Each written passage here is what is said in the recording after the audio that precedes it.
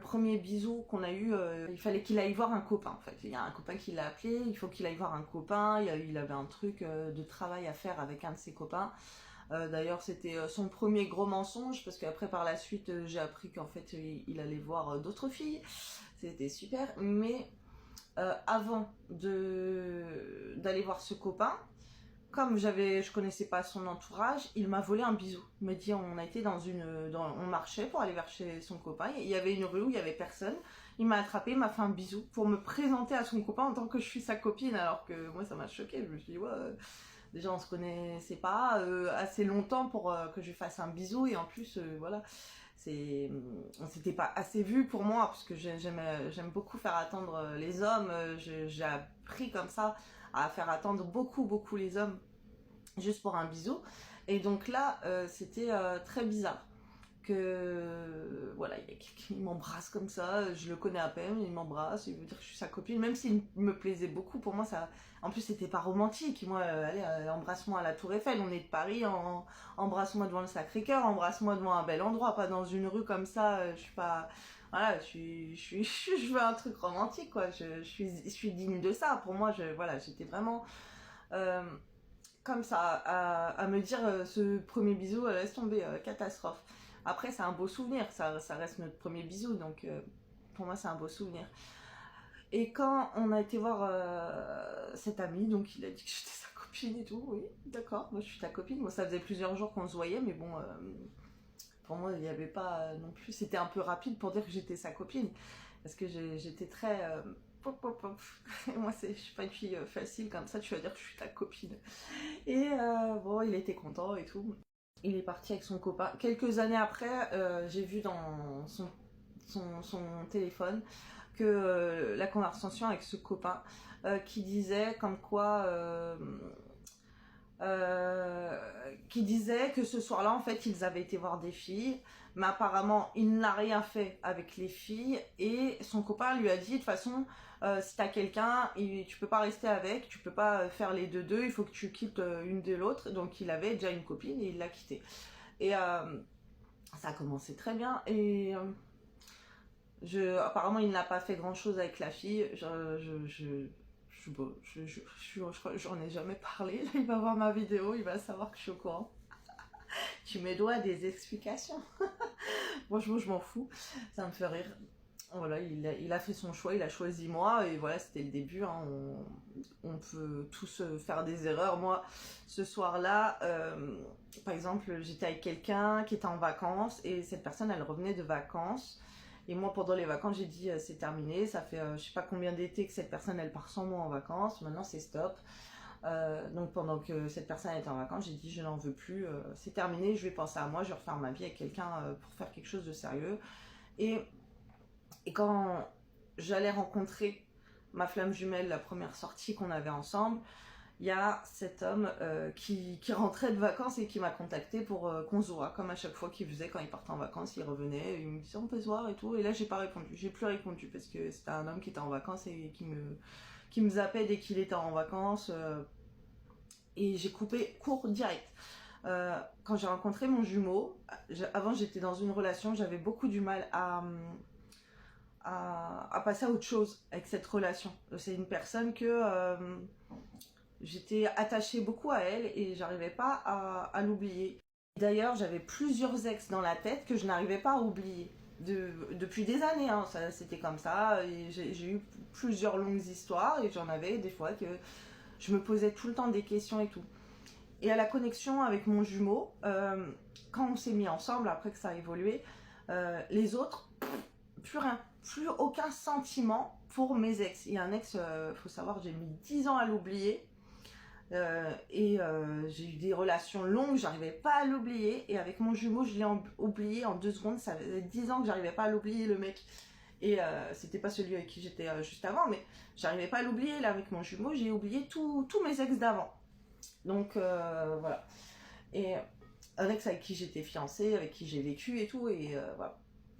Et donc là je me disais waouh, il m'a fait oublier lui, ok.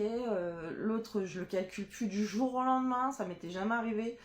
de réussir à ne pas le calculer. Et là, avec mon jumeau, c'était magique, c'était magnifique, il était beau, il me mettait en valeur, il était agréable, devant les gens, il me valorisait énormément.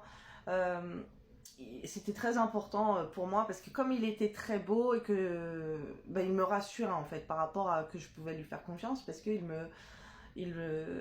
a des belles filles. Moi j'ai des copines, c'était des belles filles. Il disait que j'étais belle, il disait qu'il était fou de moi, il disait que des trucs comme ça. Et du coup, voilà, j'étais rassurée. Euh, Incroyable. Il était vraiment très très aimant. Moi je le trouvais magnifique, je le trouvais beau, je trouvais qu'il parlait bien, je pouvais l'écouter des heures en train de parler, on parlait toujours longtemps.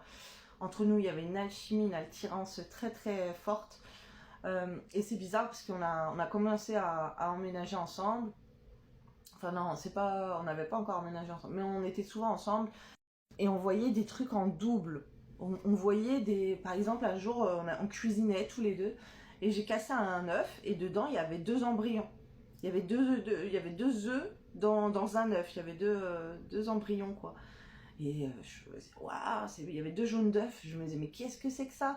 J'ai jamais vu ça de ma vie. Jamais de ma vie. Lui non plus n'avait jamais vu ça de sa vie. On était choqués tous les deux.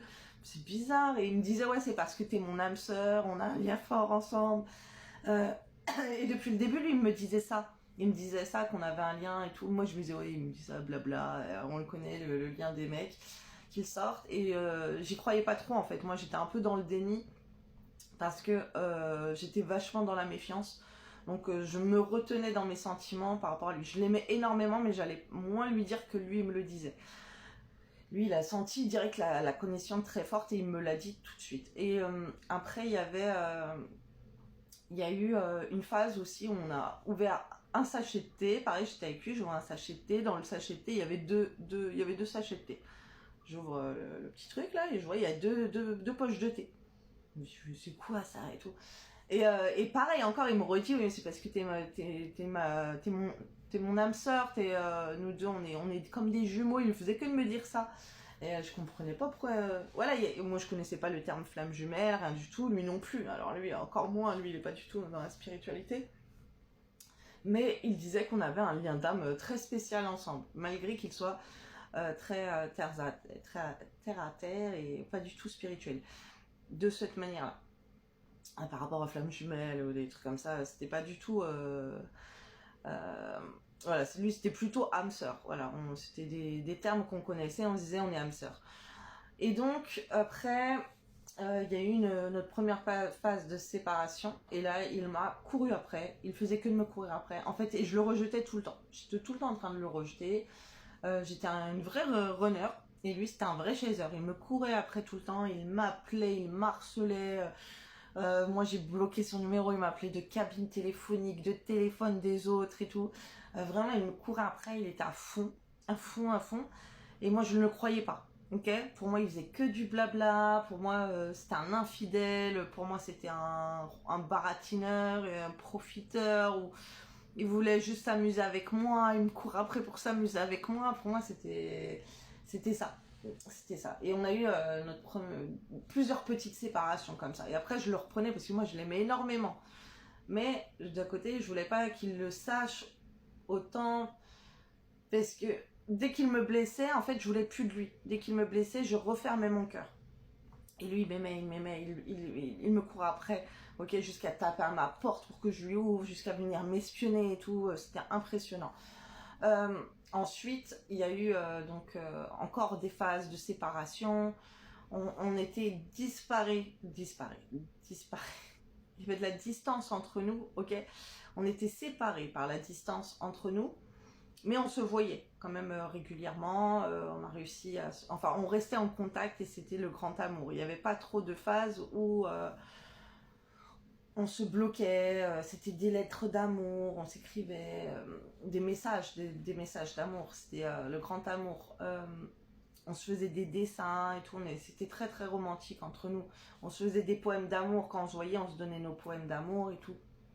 Et on s'appelait des heures, on parlait beaucoup, beaucoup. Et après, on a encore eu des phases de séparation et tout, comme ça, jusqu'à